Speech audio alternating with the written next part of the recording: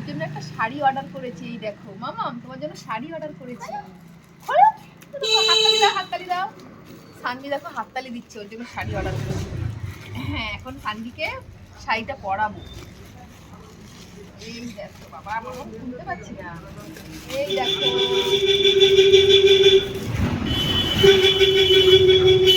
এই যে sari, white colour আর red কালারের মধ্যে। শাড়ি না, মানে ঘাগরা টাইপের।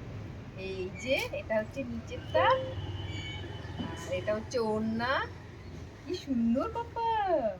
এটা হচ্ছে ওপরেরটা। উপরেরটা মনে হবে না, ছোট, উপরেরটা ছোট হয়ে গেছে, নিচেরটা বড়। তো সানভিকে এখন পরিয়ে দেখবো হবে কিনা। অনেকটা ছোট।